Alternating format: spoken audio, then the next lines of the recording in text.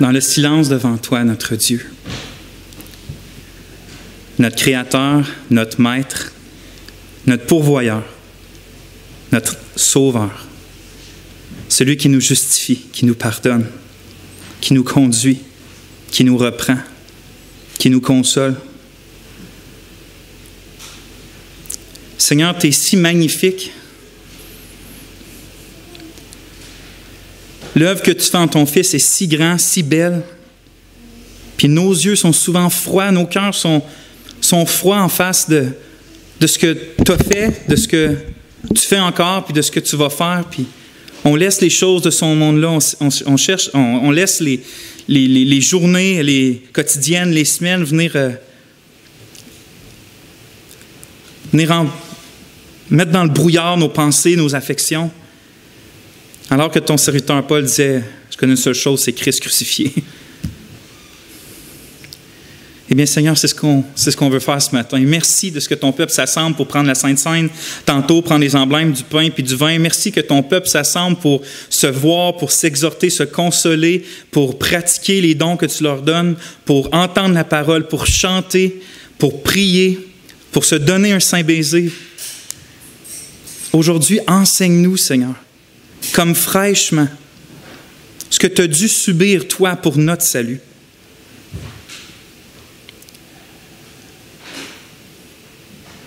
Amen. Je vais vous lire un Pierre. On continue dans notre étude d'un Pierre, puis on a débuté au verset 10 la dernière fois, puis ça se lit comme ça. De ce salut, les prophètes qui ont prophétisé concernant la grâce qui vous était destinée se sont informés et enquis avec soin. Ils recherchaient quel temps ou quelle sorte de temps l'Esprit de Christ qui était en eux indiquait, quand il rendait témoignage par avance des souffrances qui devaient être la part du Christ et des gloires qui suivraient. Et il leur fut révélé que ce n'était pas pour eux-mêmes, mais pour vous qu'ils administraient ces choses qui vous ont maintenant été annoncées par le moyen de ceux qui vous ont évangélisés par l'Esprit Saint envoyé du ciel, choses sur lesquelles les anges désirent se pencher. Amen. Comme j'ai dit la semaine dernière, on a débuté l'exposition de la tranche des versets 10 à 12, puis je vous rappelle que l'apôtre, depuis le début de sa lettre, puis il continue là, il essaye de tout son cœur, j'ai l'impression, de démontrer aux chrétiens, à ses lecteurs d'Asie mineure qui vivent la persécution, de leur démontrer quel grand privilège que c'est de posséder, d'être les héritiers du salut de la grâce. Puis la différence, par exemple, de son approche dans les versets 10 à 12, de l'approche qu'utilisait des versets 1 à 9, c'est que au lieu de décrire directement ce salut-là, ou des facettes de ce salut-là, comme vous êtes élus, vous avez un héritage, le royaume vous attend, vous êtes régénérés, Dieu vous garde, toutes ces facettes-là, la joie qui est la vôtre, c'est des facettes du salut, fait qu'il en parle directement. Mais là, il utilise une autre approche que je vous avais parlé dans les versets 10 à 12, qui me semble, c'est qu'il parle toujours de ce même salut-là. Il dit au verset 10, de ce salut. Sauf que là, au lieu d'en parler directement, il en parle au travers la relation qu'ont d'autres groupes de personnes par rapport à la grâce du salut. Puis je m'explique. Il y a 3 groupes dans le verset 10 à 12, lesquels c'est les prophètes, les apôtres, puis les anges qu'on voit même à la fin. Fait que c'est comme les 3 groupes. Puis il dit que justement, les prophètes ont prophétisé cette grâce-là dans laquelle qui désirent étudier, rechercher pour voir à propos de qui c'est ça, cette grâce-là? Puis est-ce que c'est pour nous? Est-ce que c'est pour d'autres? Fait que ça a été l'objet des prophéties, mais des recherches des prophètes. En plus de ça, c'est le contenu du message des apôtres qui sont inspirés par l'Esprit Saint pour enseigner l'Église, pour proclamer l'Évangile à l'Église. Puis il ajoute même les anges qui n'ont aucune part dans le salut de l'Évangile. Eux, ils regardent du haut des cieux puis ils désirent pencher leur regard sur la grâce que Dieu manifeste aux hommes. Simplement dit, c'est comme si Pierre leur écrivait quelque chose comme « Que ce salut-là que vous possédez, frères et sœurs, est précieux et grandiose. Je sais que présentement, vous vivez de la persécution, puis que c'est dur, puis que vous êtes dans la fournaise de l'épreuve. Mais est-ce que vous réalisez que vous souffrez ces choses-là justement parce que vous êtes les héritiers de la grâce du salut? Parce que vous ne souffririez pas ces souffrances-là si vous ne seriez pas les enfants de Dieu par Jésus-Christ. Fait que oui, vous souffrez, mais c'est parce que vous êtes les héritiers du salut que les prophètes ont prophétisé puis recherché depuis longtemps. Cette grâce-là que les apôtres du Seigneur se dévouent maintenant à vous proclamer puis à vous expliquer, tandis que les anges, comme j'ai dit, qui n'en ont pas part, regardent avec admiration puis ébahissement qu'est-ce qui se passe dans la personne du Fils de Dieu incarné. Et donc, au verset 10, on avait vu que l'apôtre écrit que cette grâce-là du salut, elle nous était destinée. Hein? C'est ça qu'on a vu dans le dernier message. Qu'elle nous était destinée, qu'elle avait été prophétisée d'avance, et même que c'était le sujet principal des recherches puis des désirs des apôtres, des prophètes de l'Ancien Testament. Puis là, au verset 11, ça c'est le dernier message. Aujourd'hui, on se penche sur le verset 11 qui est en gras derrière moi, où Pierre parle toujours, en parlant toujours des prophètes, rajoute ça. Qu'il, en parlant des prophètes, cherchait quel temps ou quelle sorte de temps l'Esprit du Christ qui était en eux indiquait, quand il rendait par avance témoignage des souffrances qui devaient être la part du Christ et des gloires qui suivraient. Fait que, je résume mon message aujourd'hui, puis ce verset-là, comme ça. J'ai écrit le contenu central des prophéties des prophètes étaient les souffrances que le Christ allait devoir endurer et les gloires qui en résulteraient afin d'acquérir le gracieux salut pour son peuple. Je répète, le contenu central des prophéties des prophètes était les souffrances que le Christ allait devoir subir et les gloires qui en résulteraient afin d'acquérir le gracieux salut de son peuple. Puis quand je préparais ce message-là en vue d'aujourd'hui, vous savez, je n'ai pas décidé, j'ai prêché un 10 la semaine passée, j'étais rendu à un 11, mais je me disais, quel don, quel cadeau de la providence de Dieu, du fait qu'on est rendu à ce texte-là particulier pour parler des souffrances du Christ, alors qu'aujourd'hui, comme à chaque début de mois, on s'assemble alentour de la table du Seigneur pour se remémorer, se réapprocher, se réapproprier la mort, la résurrection, puis l'ascension du Fils de Dieu, par les emblèmes. Fait que je me dis, quel don de la providence, de ce moment-là spécifique où on vient à l'Église pour arrêter de regarder à nous, puis regarder le pain, mais plus loin que le pain pour voir le Christ qui a donné sa vie, puis regarder le vin, mais plus loin que le vin pour regarder la nouvelle alliance qui a dû verser son sang pour nous l'acquérir. Aujourd'hui, on tombe dans le message qui nous dit que le contenu principal des prophéties de l'Ancien Testament, c'était les souffrances du Christ et les gloires qui suivraient. Je vais donc diviser, le titre de mon message, c'est « Les souffrances et les gloires du Christ Jésus, partie 1. » Parce que comme j'ai dit, je vais le dire plus tard, mais aujourd'hui, on va surtout se concentrer sur les souffrances du Christ, alors que dans la semaine prochaine, Dieu voulant, on va parler des gloires du Christ. Je vais diviser l'exposition en 3 points. On va parler premièrement que les souffrances et les gloires du Christ sont notre salut. Donc, premier point, les souffrances et les gloires du Christ sont notre salut. Deuxième point, on va définir ou on va voir en quoi ça consiste les souffrances du Christ qui avaient été prophétisées dans l'Ancien Testament. Fait que c'est bien beau de dire le mot souffrance, mais en quoi ça consiste réellement. Puis, en troisième point, on va faire 5 ou 6 applications de ce qu'on va voir aujourd'hui. Donc, je vous invite à prier une dernière fois avec moi.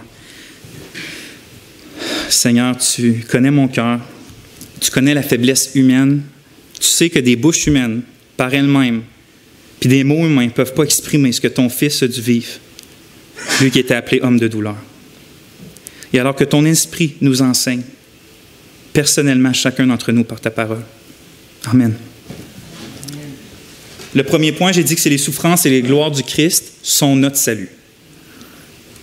Parce qu'avant même de parler directement en quoi consistent ces souffrances, puis dans le prochain message, en quoi consistent ces gloires, je vais vous faire remarquer une vérité dans le texte qui est, en vérité, cette vérité-là est vraiment une des plus existentielles pour n'importe quel être humain.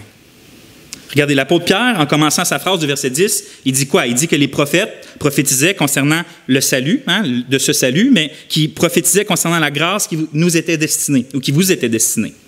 Puis si on arrête là la lecture, mettons qu'il n'y aurait pas de verset 11, puis qu'on poserait la question, bon, c'était quoi le point central des prophéties de l'Ancien Testament? Puis qu'on arrête juste après le verset 10. La réponse, ça serait le salut de la grâce, ou la grâce du salut, peu importe comment on veut la nommer. Mais remarquez que Pierre, quand il écrit, ou qui précise ce que les prophètes recherchaient, ce que les prophètes cherchaient à comprendre, il ne dit pas qu'ils cherchaient quel temps ou quelle sorte de temps l'Esprit du Christ était en eux, indiquait quand il rendait par avance témoignage de votre salut.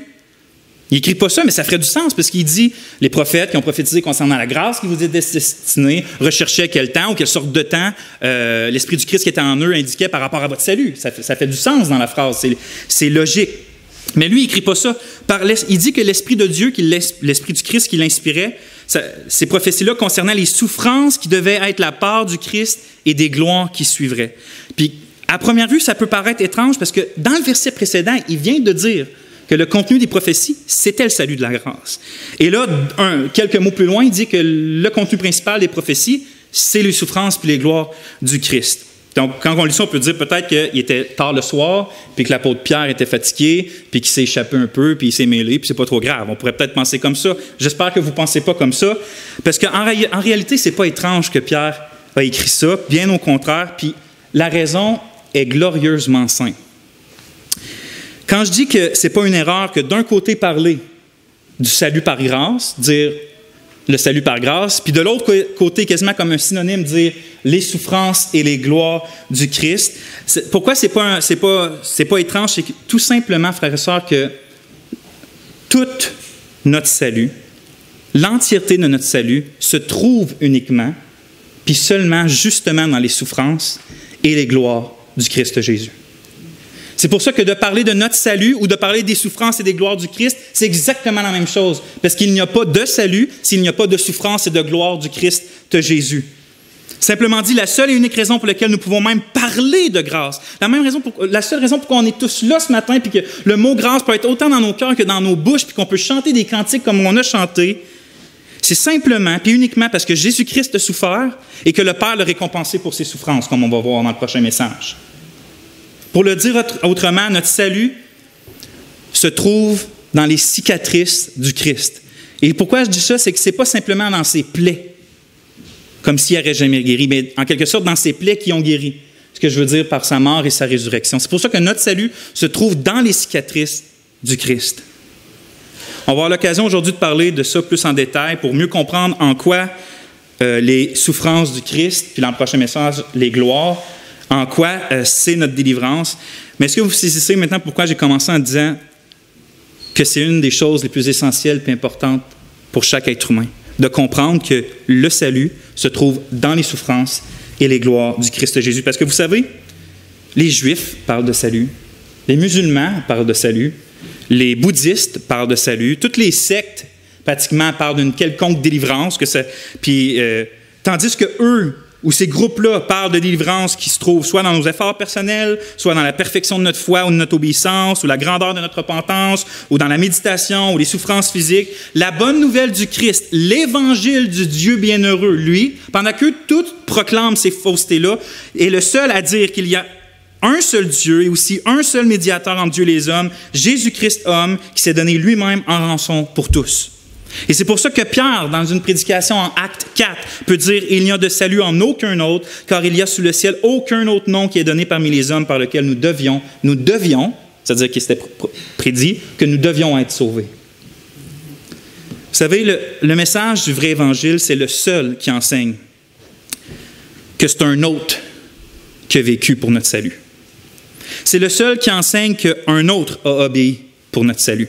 C'est le seul qui enseigne qu'un autre a dû souffrir pour notre salut, qu'un autre a dû mourir pour notre salut, qu'un autre a dû ressusciter pour notre salut, qu'un autre est assis à la droite de Dieu et règne pour notre salut. Tout le reste dit que tu dois faire. Quand les musulmans disent que Mohamed est venu là, plus tard, là, puis qu'ils mettent ça ils mettent dans la rangée des prophètes comme Moïse, le Seigneur Jésus est simplement un prophète qui est venu dire d'autres choses. Mohamed, c'est le dernier prophète qui est venu dire quoi? Qui est venu dire simplement encore faites ceci et faites cela pour être sauvés. Faites vos prières, mettez les genoux à vous, regardez par là-bas de telle façon. Tandis que l'évangile du Christ, vous trouvez ça nulle part ailleurs de dire c'est pas toi, rien en toi, tout en Christ. Tout en Christ. C'est lui qui a tout fait. Tu ne dois pas souffrir physiquement pour acquérir des gloires célestes. C'est Christ qui a souffert pour t'acquérir les gloires célestes. Tu ne dois pas obéir parfaitement. C'est Christ qui a obéi parfaitement. Qui va aller au ciel? C'est Christ qui est descendu. Qui va descendre en bas? C'est Christ qui est ressuscité d'entre les morts, va nous dire Paul. Et donc, notre précieux salut, frères et sœurs, cette grâce-là que l'apôtre Pierre s'efforce à mettre devant nos yeux depuis le début de son épître, trouve toute son existence dans les souffrances qui devaient être la part du Christ et des gloires qui suivraient. Et donc, toi ce matin qui es peut-être ici et qui cherche le sens de ton existence, Toi qui es peut-être ici ce matin, qui cherches l'assurance de la vie éternelle, la joie dans ta tristesse, le pardon de tes péchés, la satisfaction de ton âme dans le vide incessant quotidien que tu vis, sache que ce n'est pas au hasard que tu es là ce matin, que c'est l'Esprit de Dieu qui t'a conduit jusqu'ici, que justement que tu entendes, puis que tu entendes que ce que tu cherches, que ton âme recherche désespérément, ne se trouve pas ailleurs que dans les souffrances et les gloires du Christ Jésus. Et maintenant, si tu te demandes qu'est-ce que ça veut dire, ça, écoute le message jusqu'au bout, puis viens la semaine prochaine aussi. Puis appelle-moi entre les deux. Pour vous, frères et sœurs, je vous invite à contempler une fois de plus les souffrances de votre Sauveur puis de votre Seigneur, parce que c'est pour vous qu'il a souffert chacune des souffrances qu'il a endurées. C'est pour vous spécifiquement.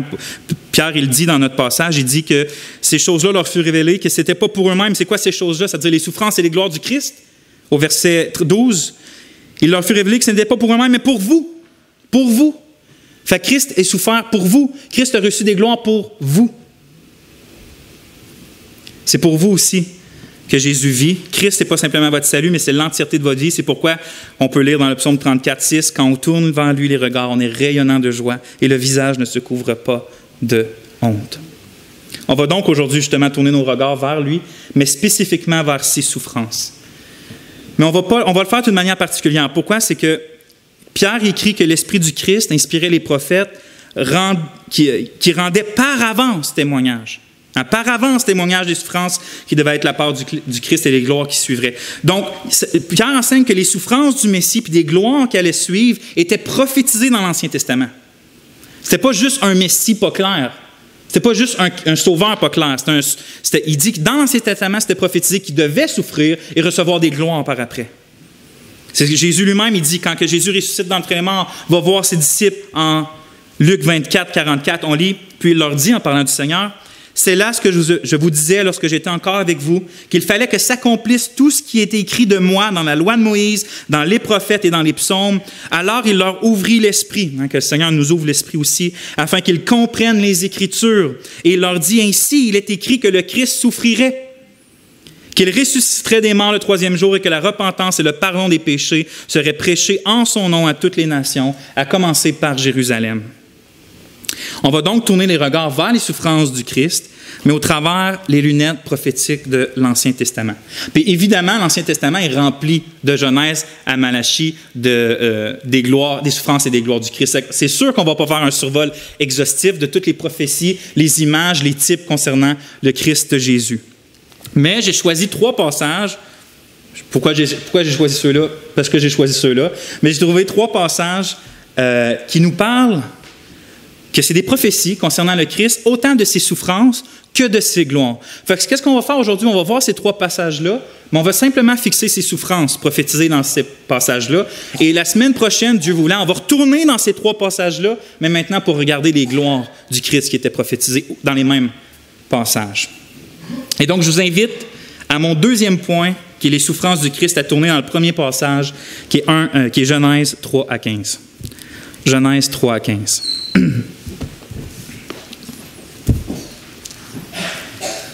C'est le premier livre de la Bible.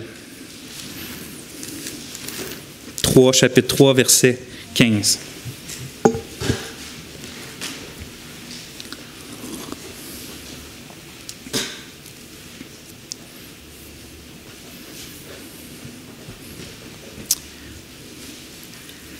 Dans le contexte, on se trouve immédiatement après quoi? Après la chute de l'humanité dans le péché d'Adam et d'Ève. Puis Dieu prononce, suite à ça, des malédictions et sur l'homme et sur la femme. Puis finalement, il prononce aussi des malédictions sur le serpent qui est Satan, celui qui a tenté la femme. Puis c'est dans la malédiction que Dieu prononce sur Satan qui mentionne en même temps cette espèce de chapitre-là dark, sombre du début de Genèse où que l'homme pêche puis doit être chassé du jardin d'Éden. Mais en prononçant des malédictions, Dieu arrive puis dans la malédiction de Satan, il mentionne la première promesse de grâce concernant le salut de son peuple. Il dit en Genèse 3,15, puis on le lit, « Je mettrai inimitié entre toi et la femme », il parle au serpent. « Je mettrai inimitié entre toi et la femme, entre ta postérité et sa postérité. Celle-ci t'écrasera la tête et tu lui blesseras le talon. » Donc, immédiatement après la rébellion de l'homme envers son Créateur, Dieu manifeste son impensable bonté en disant que la postérité de la femme, c'est-à-dire un certain descendant d'Ève, c'est-à-dire le Christ Jésus, va écraser la tête du serpent. Puis cette promesse-là est glorieuse, puis ça parle de choses magnifiques, mais ça, on va en parler dans le prochain message, Dieu voulant.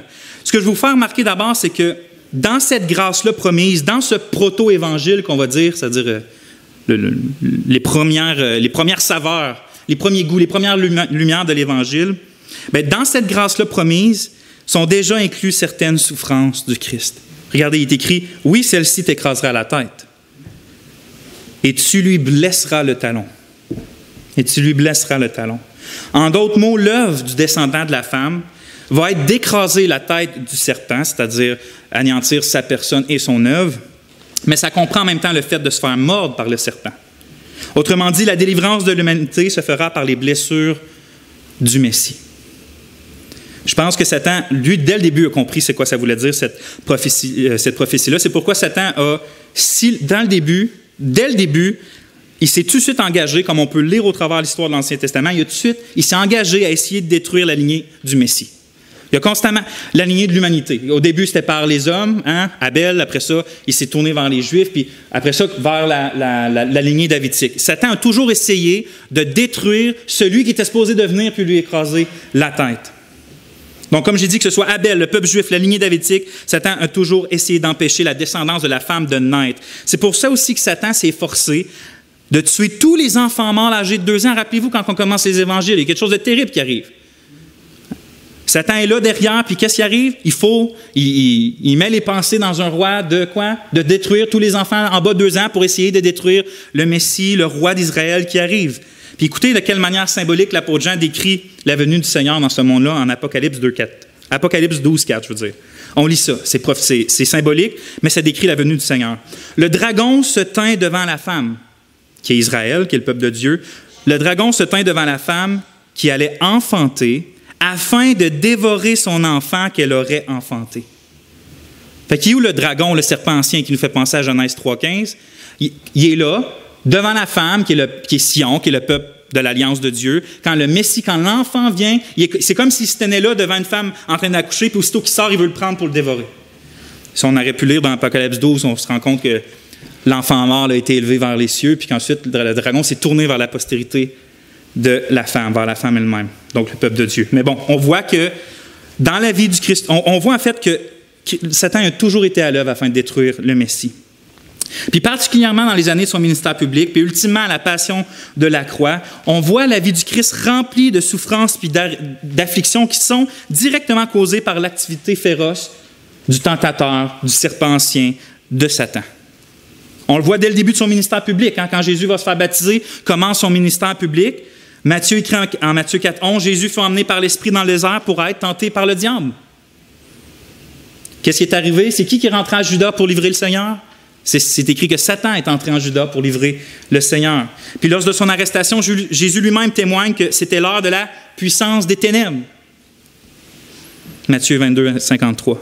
Et donc, est-ce qu'on réalise, frères et sœurs, que notre Sauveur a été tout au long de sa vie l'objet principal et particulier des attaques féroces puis des ruses du diable lui-même? Pas juste ses acolytes, mais le diable lui-même. Toutes ses férocités, toutes ses tentations, toute la rage qu'il pouvait prendre a été dirigée contre le Christ Jésus. L'auteur de l'Épître aux Hébreux écrit qu'il a été tenté comme nous en toutes choses, sans commettre de péché. C'est fou, parce que pour notre part, on ne peut même pas résister à un seul artifice du plus petit des démons sans la grâce de Dieu qui nous soutient. Tandis que notre grand frère, notre champion de son côté, a dû s'effrir les pires attaques, les pires tentations du plus puissant des ennemis personnellement, puis par sa propre piété, il n'a jamais tombé. Il n'a jamais péché. Mais combien a dû être ce combat-là? Puis, je ne sais pas si... Vous savez, les combats, les tentations font plus mal quand on les résiste le plus. Pour ceux qui s'adonnent constamment à un péché, le péché devient on devient comme insensible. C'est pas qu'il fait plus de dommages, mais on en sent plus tant les effets dévastateurs ou on n'est plus tant affligé par les tentations. Tandis que ceux qui résistent, chacun d'entre vous, on a tous des péchés particuliers ou des tentations, je veux dire, particulières. Puis plus on résiste, plus les tentations font mal, plus ils sont horribles, plus qu'ils nous attristent. Mais imaginez le Fils de Dieu qui est pur depuis sa naissance jusqu'à la fin, qui n'a jamais péché, comment les tentations devaient être grandes envers lui, comment ça devait affliger son cœur d'être constamment bombardé de tentations pour tomber. Ce premier passage-là nous enseigne donc qu'une part des souffrances prophétisées qui concernaient notre Sauveur était de devenir l'objet principal des afflictions du diable. Une part de ces souffrances était démoniaque, était satanique. Deuxième passage, vous pouvez tourner dans le psaume 22.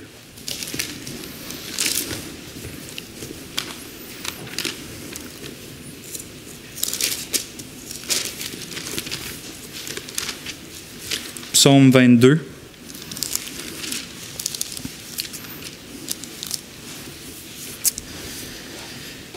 Ce psaume-là, c'est un psaume qu'on dit messianique. Ce qu'on veut dire, c'est que, oui, c'est l'auteur, par exemple, David. Ce qui est écrit, c'est ce qui est en train de lui de vivre à son époque. Mais c'est messianique dans le sens que ça dépasse sa propre expérience. L'Esprit de Dieu l'inspire à écrire ça pour, oui, sa vie actuellement, son contexte, mais ça dépasse pour parler d'un autre, du fils de David, du plus grand que David, qui était le Seigneur Jésus-Christ. C'est un des psaumes qui est le plus cité dans le Nouveau Testament pour nous parler du Seigneur Jésus. Puis remarquez avec quel mot débute le psaume au verset 2, après le titre. Là. Ça dit « Mon Dieu, pourquoi m'as-tu abandonné? » Puis c'est les paroles exactes que le Seigneur a dit quand il était sur la croix du Calvaire. C'est écrit en Matthieu 47, c'est pas 47, c'est sûr, mais en Matthieu 27, 46 probablement.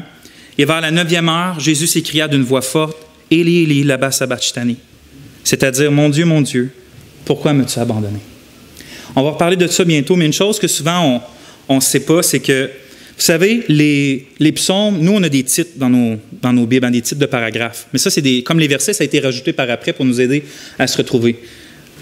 Dans le temps du Seigneur Jésus, puis même avant, comment qu'on retrouvait, par exemple, qu'on voulait citer un psaume ou citer un passage, les titres qu'on donnait, c'était, la plupart du temps, la première phrase. Fait que, par exemple, quelqu'un qui voulait commencer à lire le psaume 22, qu'est-ce qu'il allait faire? Il allait dire « Mon Dieu, pourquoi m'as-tu abandonné? » Et là, tout le monde aurait compris que c'est du psaume 22 qu'on parle. Donc oui, le Seigneur est en train de vivre ce qu'il est en train de dire, mais beaucoup de commentateurs croient que aussi, en disant cette phrase-là sur la croix, automatiquement, parce que vous savez, les psaumes c'était chanté, automatiquement, le reste du psaume chanté allait venir à la tête dans les pensées de ceux qui assistaient. C'est la même chose que si je commence et puis je dis « Grâce infinie ». Bon, vous savez, c'est la même chose. Jésus qui dit « Mon Dieu, pourquoi m'as-tu abandonné ?» Le reste du psaume commence automatiquement à déballer dans la tête de ceux qui sont juifs à cette époque-là, qui connaissent le psaume. Et donc, c'est comme si Jésus est en train de donner ce titre-là pour que les gens qui assistent et qui voient le Fils de Dieu crucifié comprennent qu'est-ce qui est en train de se passer, parce que le reste du psaume décrit une partie de ce qui est en train de passer à la croix. Et donc, ce psaume-là exprime différentes facettes qui comportent les souffrances terribles que notre Seigneur a dû vivre. Puis je vais vous en nommer quelques-unes de ces facettes-là qu'on trouve dans le psaume 22. La première, c'est la souffrance, puis la souffrance du mépris, puis de la moquerie. Regardez au verset 7 et 9 du psaume 22. « Et moi, je suis un ver et non un homme. L'opprobre des hommes et le méprisé du peuple. Tous ceux qui me voient se moquent de moi, ils ouvrent la bouche, secouent la tête. Recommande-toi à l'Éternel, l'Éternel le sauvera et le délivrera puisqu'il l'aime. » Et c'est une moquerie, là. Puis je me dis, comment se fait-il que l'être le plus glorieux, le Dieu, le Fils, celui de qui toute beauté tire, justement tout ce qui est beau, le tire du Christ lui-même. Toute existence, toute valeur vient du Christ lui-même. On arrive au point de dire « Moi, je suis un ver et non un homme. » Moi, quand je lis ça, j'ai goût de dire « Non, Seigneur Jésus, tu n'es pas un ver, puis tu es bien plus qu'un simple homme. Tu es Dieu, tu es glorieux, tu es magnifique. Pourquoi tu dis que tu n'es même pas un homme et que tu es juste un ver? » Puis la réponse que j'entends, c'est parce qu'on me traite puis me méprise comme un ver. La vie du Christ a été marquée par le mépris puis la moquerie. Oui, il y avait des personnes qui l'aimaient vraiment. Marie, la mère du Seigneur, est probablement la meilleure exemple. Mais il y a beaucoup qui l'ont méprisé. Puis vous savez, une des choses les plus difficiles, c'est quand tu aimes vraiment les gens, que tu cherches vraiment leur bien puis leur bonheur, puis que les gens que tu aimes, qui sont l'objet de ton propre amour, se tournent vers toi, puis te méprisent, puis te moquent, te donnent des mauvaises intentions, alors que tu les aimes réellement. Lorsqu'on est injustement méprisé, puis que les autres se moquent de nous, c'est vraiment difficile, mais le fait, je me dis, ça, okay, c'est vraiment difficile pour nous, mais nous, on est quand même des pécheurs. Fait que souvent, dans nos propres pensées et dans nos propres cœurs, on méprise aussi les autres. Fait que oui, okay, c'est dur quand les autres nous méprisent, justement, mais en quelque sorte, on mérite bien pire pour nos propres péchés. Mais contrairement à nous, le Fils de Dieu lui mérite toute louange. Il mérite toute gloire, il mérite toute adoration de la part des hommes qui tirent leur vie de lui. Mais c'est le contraire qu'il a reçu parce qu'il s'est incarné pour venir sauver l'humanité, puis lui, il reçoit quoi de l'humanité? Les siens l'ont rejeté. Les siens l'ont méprisé, les siens l'ont crucifié.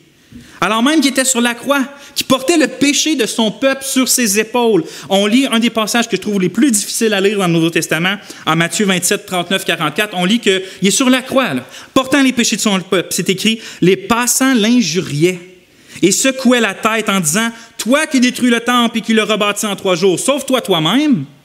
Si tu es le Fils de Dieu, descends de la croix. » Les principaux sacrificateurs avec les scribes et les anciens se moquaient aussi de lui. Ils disaient, « Il a sauvé les autres, il ne peut se sauver lui-même. S'il est roi d'Israël, qu'il descende de la croix, nous croirons en lui. S'il s'est confié en Dieu, que Dieu le délivre maintenant s'il l'aime. Car il a dit, je suis fils de Dieu. » Les brigands crucifiés avec lui l'insultaient de la même manière. C'est ça qui est écrit dans Matthieu. Est-ce qu'on peut imaginer la souffrance que c'est d'être l'objet des moqueries alors même qu'on est sur la croix? Non, on ne peut pas l'imaginer. Mais alors même qu'on est sur une croix pour le bien de ceux qui nous crucifient. Puis c'est ces gens stupides-là qui les entouraient. Puis moi, je me mets dans les stupides-là. Parce que bien longtemps, avant que le Seigneur ouvre mon cœur, je faisais partie de ces stupides-là qui se moquaient du Seigneur Jésus-Christ. Mais ces stupides-là ne comprenaient vraiment pas lorsqu'il dit « Il a sauvé les autres et il ne peut se sauver lui-même. » Hein? C'est ça qu'il dit en se moquant. Il ne comprenait pas que c'est justement parce qu'il sauve les autres qu'il ne peut pas se sauver lui-même. C'est parce que justement, s'il descend de la croix puis se libère lui-même de ses souffrances, puis se libère lui-même de l'ignominie qu'il est en train de subir, ça signifie juste que personne ne peut être sauvé. Fait que oui, il ne peut pas descendre de la croix parce qu'il est en train de sauver les gens sur cette croix-là. Est-ce qu'on peut imaginer c'est quoi de se faire dire, se faire moquer, que Dieu le délivre maintenant s'il l'aime, alors que lui-même, il passe par un moment où il dit « Mon Dieu, pourquoi m'as-tu abandonné? » Ainsi, notre Seigneur n'a pas seulement enduré pour nous des souffrances diaboliques, mais il a aussi dû souffrir ce que moi j'appelle en tout cas des souffrances psychologiques, c'est-à-dire dans ses pensées. Mais ce n'est pas tout parce que le psaume 22 décrit qu'il a souffert aussi physiquement. C'est le deuxième type de souffrance qu'on voit dans le psaume. Souffrance physique. Parce que le Christ n'allait pas simplement racheter notre âme, mais il allait aussi racheter notre corps des conséquences du péché. Et donc, il devait aussi porter la peine du péché dans le corps. Psaume 22, 15, 18, on lit « Je suis comme de l'eau qui s'écoule, et tous mes os se séparent. Mon cœur est comme de la cire, il se fond dans mes entrailles. Ma force se dessèche comme l'argile, et ma langue s'attache à mon palais. Tu me réduis à la poussière de la mort. Ils ont percé mes mains et mes pieds. Je pourrais compter tous mes os. » Puis ce n'est pas l'occasion, frères et sœurs, de décrire tout en détail les douleurs physiques de notre Sauveur.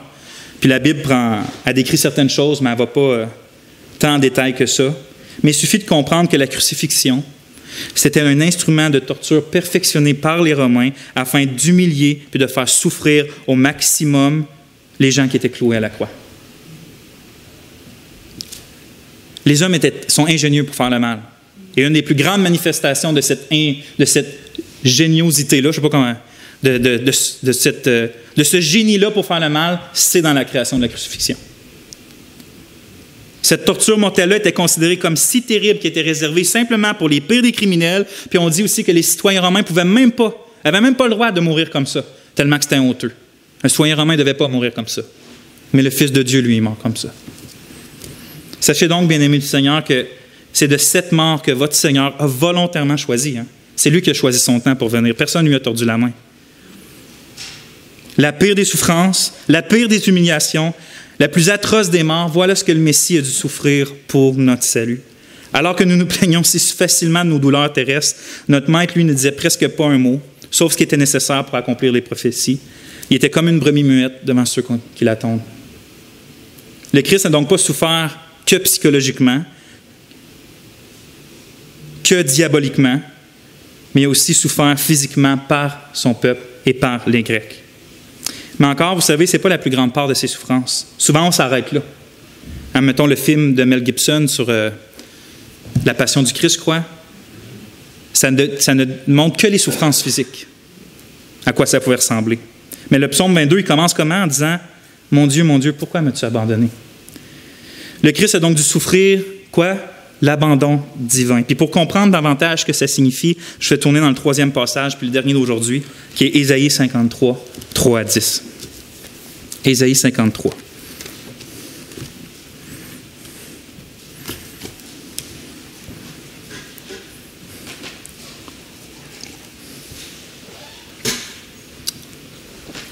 C'est le passage qu'on a lu tantôt en commençant. On va en relire un bout ensemble. Donc, Ésaïe 53, on va commencer au verset 3.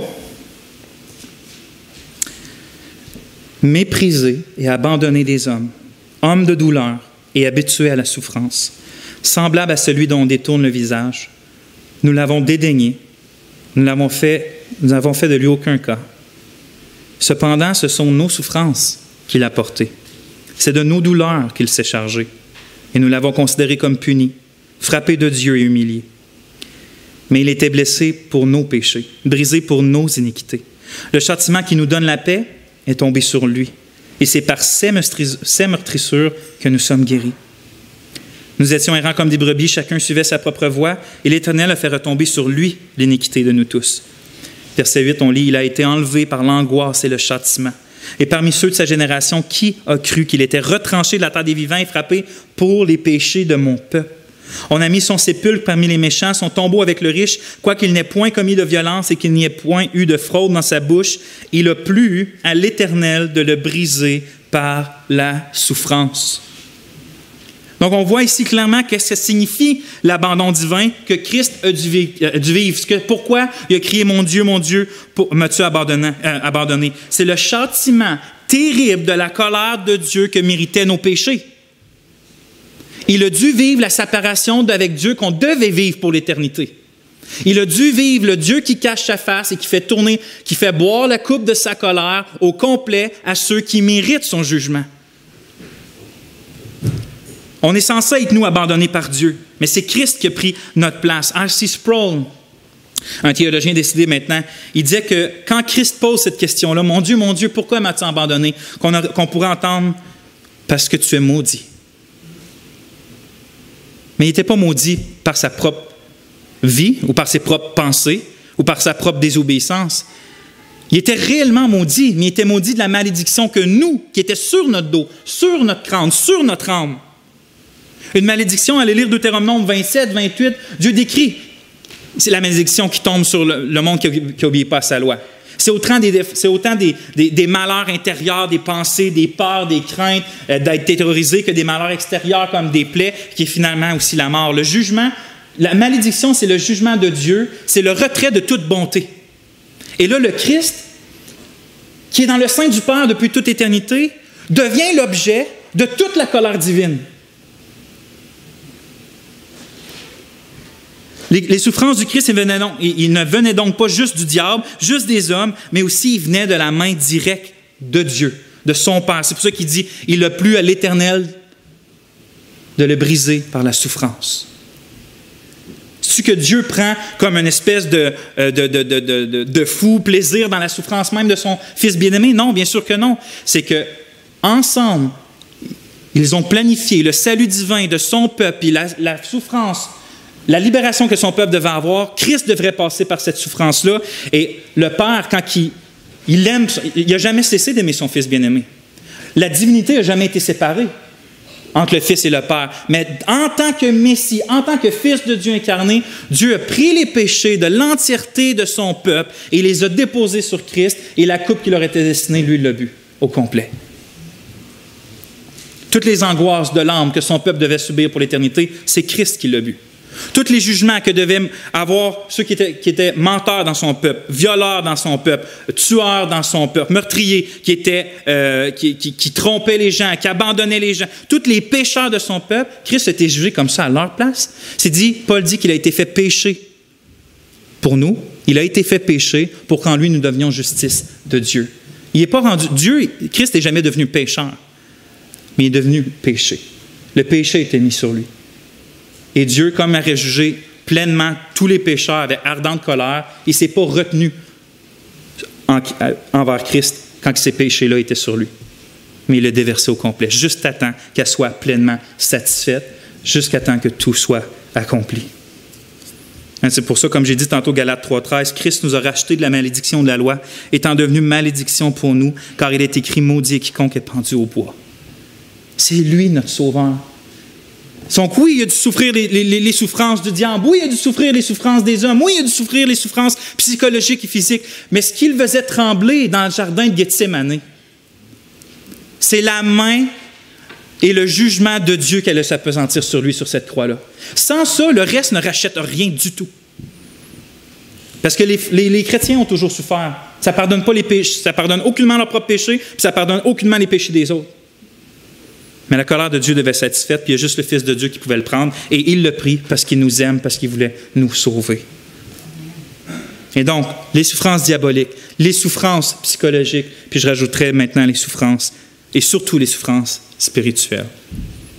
Et on va terminer, avant d'aller au repas du Seigneur, avec quelques applications. La première application, frères et sœurs, considérez puis méditez souvent le fait que toutes les souffrances de Jésus étaient les nôtres. C'est dit, ce sont nos souffrances qu'il a portées. Pourquoi je dis ça, de méditer souvent ça? C'est que, par exemple, moi, une des choses qui m'humilie le plus, qui m'aide le plus dans ma sanctification, c'est de me rappeler que Jésus-Christ, qui est l'agneau de Dieu, puis je me rappelle ce qu'on faisait avec les agneaux dans l'Ancien Testament, c'est que quand tu avais l'agneau qui était pour être sacrifié, le souverain sacrificateur devait aller mettre ses mains dessus en tant que représentant du peuple pour dire que le peuple mettait les mains sur l'agneau pour une espèce une image de transfert du péché, c'est-à-dire « ma faute va sur toi, puis tu meurs à ma place ». Donc, l'agneau était sacrifié à la place du péché du peuple. Mais Christ qui est l'agneau, moi, quand je médite souvent sur ces souffrances, je me dis que chacune des souffrances qu'il y a eu, à quelque part dans ces souffrances, il y a tous les péchés que j'ai commis, que je commets, que je vais commettre. C'est-à-dire qu'à chaque fois que je pêche, c'est comme si je m'enverrais vers la croix, puis que le Christ qui est en train de se faire crucifier, je mettrais mes mains dessus une autre fois. Puis il recevrait encore la souffrance à cause de mon péché. Tout ça a été accompli, parce qu'il a accompli même les péchés actuels. Il a subi la colère même pour les péchés actuels, puis les péchés qui s'en viennent.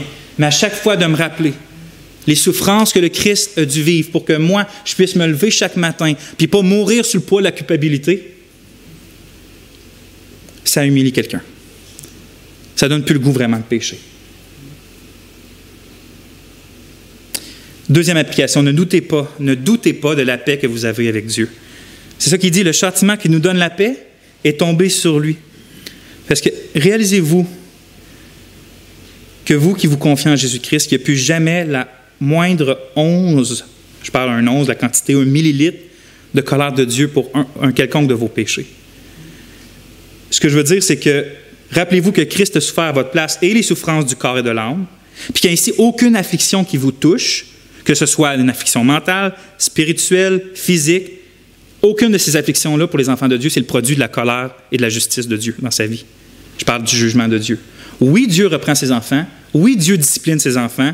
Oui, mais Dieu il permet des choses pour édifier ses enfants, mais c'est jamais le produit de sa colère et de son jugement. C'est toujours le produit d'un amour filial, d'un amour paternel pour faire avancer ses enfants.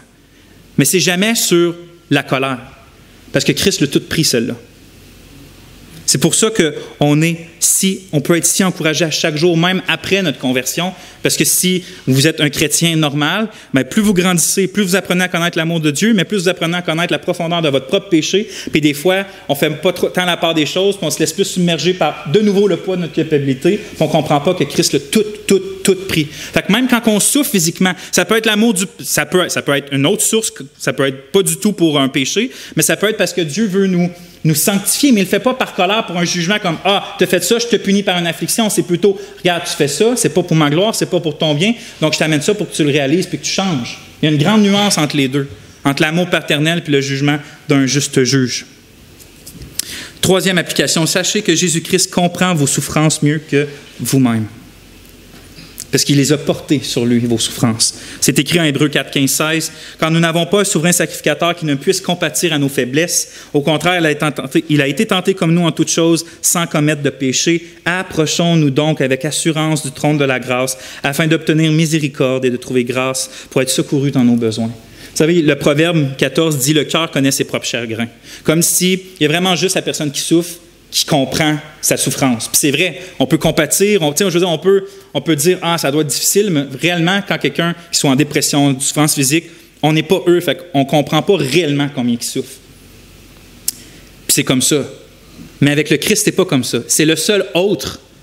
Dieu, c'est le seul autre qui peut réellement comprendre nos souffrances. Le Christ, qui est devenu un homme que nous, a porté chacune de nos souffrances sur lui. Il sait ce que c'est d'être tenté. Donc, confiez-vous en lui. 4. Considérez la sévérité de Dieu. Il y a beaucoup de gens qui pensent que l'amour de Dieu fait simplement passer par-dessus le péché puis pardonner. Mais les souffrances inimaginables que Christ a dû subir démontrent le contraire, démontrent que justement toute la sévérité de la colère que Dieu a contre le péché. Au point que pour Dieu, le péché est tellement sérieux. Il ne peut tellement pas juste l'oublier, juste passer par-dessus, que s'il veut un peuple avec lui puis que ce peuple-là est pécheur, il doit juger ce péché-là. Il doit juger leur cœur.